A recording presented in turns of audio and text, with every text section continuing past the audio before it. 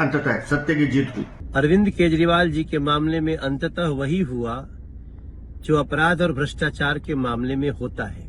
अरविंद केजरीवाल ने अपना नारा बना लिया है कि करेंगे जमकर भ्रष्टाचार, बनाएंगे इसको अपना जनसिद्ध अधिकार। कोई कार्रवाई होगी और राहत कोर्ट से नहीं मिलेगी तो भी चिल्लाएंगे अत्याचार अत्याचार। शराब नीति घोटाले में अरविंद केजरीवाल बहानेबाजी कर रहे थे और जिस तरह की राजनीतिक नौटंकी वो कर रहे थे, आज उसका पटाक्षेप हो गया। झूठ और लूट की सरकार जिसका पाप का घड़ा भर चुका था, आज अंततः सत्य की जीत हुई। और मेरा ये मानना है कि पूरे युवा वर्ग को शराब के नशे में धकेलने की जो साजिश अरविंद केजरीवाल और उनकी सरकार ने रची थी, उसका परिणाम ये होना ही था। सत्य की जीत होनी थी और अरविंद केजरीवाल को उनके पापों की सजा मिलनी ही थी।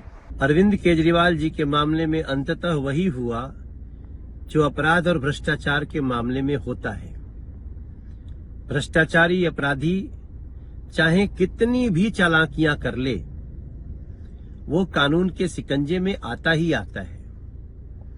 और मैं समझता हूं अरविंद केजरीवाल जी के गिरफ्तारी के बाद ये बात दिल्ली की हर गली से निकल रही है कि दिल्ली के साथ जो धोखा किया अरविंद केजरीवाल जी ने, दिल्ली के साथ जो क्रूर मजाक किया, जो दिल्ली को लूटा अरविंद केजरीवाल ने, भ्रम का जाल फैलाकर सत्ता हथियाया और सत्ता हथियाने के बाद दिल्ली को लूटा, उस अरविंद केजरीवाल को दिल्ली के लोगों की हाय भी लगी है। आज दिल्ली के हर गली में पटाखे फूट रहे हैं।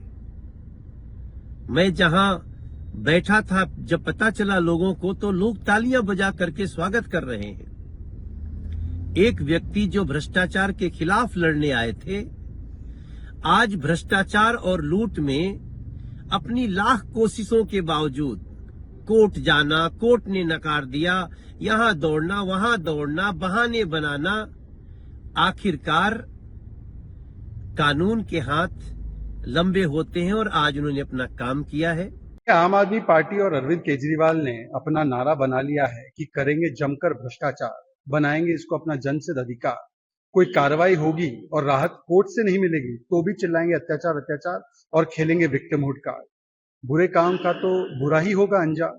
आपको तो दिल्ली की जनता ने पाठशाला खोलने के लिए जिम्मेदारी दी थी, आपने मधुशाला खोल दी और मधुशाला खोलते खोलते जिस प्रकार से भ्रष्टाचार किया, और जब उस पर कार्रवाई हो रही है और कार्रवाई भी ऐसी जिस पर कोर्ट की मुहर लग रही है। आज कोर्ट ने कहा ना कि कोई राहत आपको नहीं दी जा सकती, कल कोर्ट ने कहा ना 9-9 समन क्यों आप स्किप कर रहे हैं, आपको एजेंसी के सामने पेश होना पड़ेगा। फिर भी आप कहते हैं कि ये विद्वेषपूर्ण कार्रवाई, विक्टिमहुड कार्ड खेलते हैं।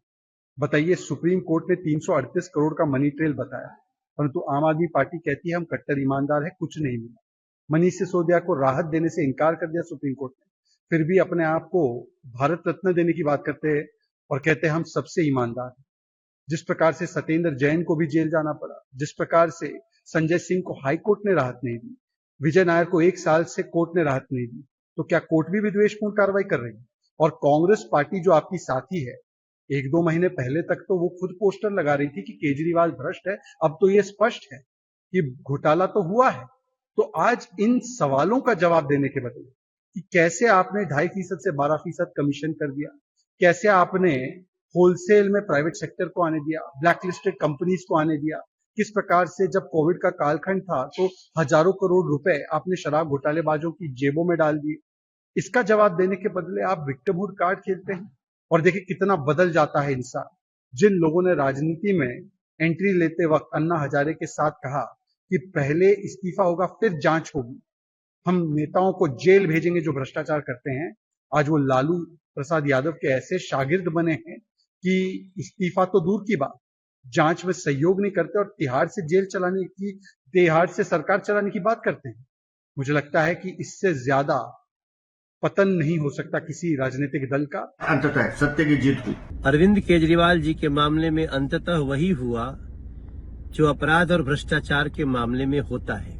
अरविंद केजरीवाल ने अपना नारा बना लिया है कि करेंगे जमकर भ्रष्टाचार, बनाएंगे इसको अपना जनसिद्ध अधिकार।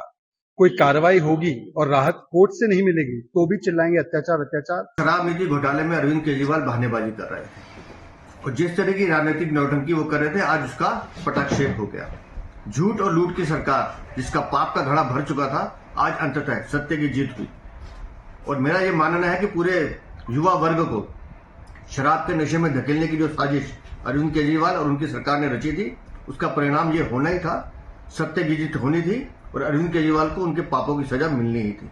अरविंद केजरीवाल जी के मामले में अंततः वही हुआ जो अपराध और भ्रष्टाचार के मामले में होता है।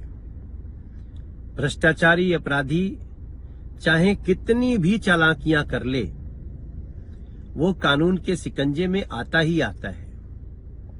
और मैं समझता हूं अरविंद केजरीवाल जी के गिरफ्तारी के बाद ये बात दिल्ली की हर गली से निकल रही है कि दिल्ली के साथ जो धोखा किया अरविंद केजरीवाल जी ने, दिल्ली के साथ जो क्रूर मजाक किया, जो दिल्ली को लूटा अरविंद केजरीवाल ने, भ्रम का जाल फैलाकर सत्ता हथियाया और सत्ता हथियाने के बाद दिल्ली को लूटा, उस अरविंद केजरीवाल को दिल्ली के लोगों की हाय भी लगी है।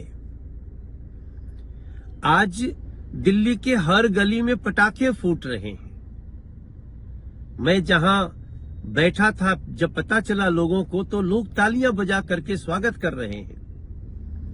एक व्यक्ति जो भ्रष्टाचार के खिलाफ लड़ने आए थे, आज भ्रष्टाचार और लूट में अपनी लाख कोशिशों के बावजूद कोर्ट जाना, कोर्ट ने नकार दिया, यहां दौड़ना, वहां दौड़ना, बहाने बनाना, आखिरकार कानून के हाथ लंबे होते हैं और आज उन्होंने अपना काम किया है। आम आदमी पार्टी और अरविंद केजरीवाल ने अपना नारा बना लिया है कि करेंगे जमकर भ्रष्टाचार, बनाएंगे इसको अपना जनसिद्ध अधिकार, कोई कार्रवाई होगी और राहत कोर्ट से नहीं मिलेगी तो भी चिल्लाएंगे अत्याचार अत्याचार और खेलेंगे विक्टिमहुड कार्ड। बुरे काम का तो बुरा ही होगा अंजाम। आपको तो दिल्ली की जनता ने पाठशाला खोलने के लिए जिम्मेदारी दी थी, आपने मधुशाला खोल दी और मधुशाला खोलते खोलते जिस प्रकार से भ्रष्टाचार किया, और जब उस पर कार्रवाई हो रही है और कार्रवाई भी ऐसी जिस पर कोर्ट की मुहर लग रही है। आज कोर्ट ने कहा ना कि कोई राहत आपको नहीं दी जा सकती, कल कोर्ट ने कहा ना 9-9 समन क्यों आप स्किप कर रहे हैं, आपको एजेंसी के सामने पेश होना पड़ेगा, फिर भी आप कहते हैं कि ये विद्वेषपूर्ण कार्रवाई, विक्टिमहुड कार्ड खेलते हैं।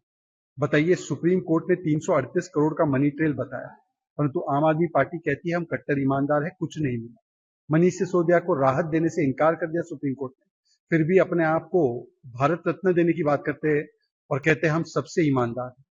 जिस प्रकार से सत्येंद्र जैन को भी जेल जाना पड़ा, जिस प्रकार से संजय सिंह को हाई कोर्ट ने राहत नहीं दी, विजय नायर को 1 साल से कोर्ट ने राहत नहीं दी, तो क्या कोर्ट भी विद्वेषपूर्ण कार्रवाई कर रही है?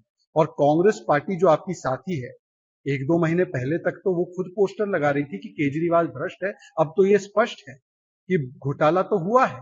तो आज इन सवालों का जवाब देने के बदले कि कैसे आपने 2.5% से 12% कमीशन कर दिया, कैसे आपने होलसेल में प्राइवेट सेक्टर को आने दिया, ब्लैकलिस्टेड कंपनीज को आने दिया, किस प्रकार से जब कोविड का कालखंड था तो हजारों करोड़ रुपए आपने शराब घोटालेबाजों की जेबों में डाल दिए। इसका जवाब देने के बदले आप विक्टिमहुड कार्ड खेलते हैं। और देखिए कितना बदल जाता है इंसान। जिन लोगों ने राजनीति में एंट्री लेते वक्त अन्ना हजारे के साथ कहा कि पहले इस्तीफा होगा फिर जांच होगी, हम नेताओं को जेल भेजेंगे जो भ्रष्टाचार करते हैं, आज वो लालू प्रसाद यादव के ऐसे शागिर्द बने हैं कि इस्तीफा तो दूर की बात, जांच में सहयोग नहीं करते और तिहाड़ से सरकार चलाने की बात करते हैं। मुझे लगता है कि इससे ज्यादा पतन नहीं हो सकता किसी राजनीतिक दल का।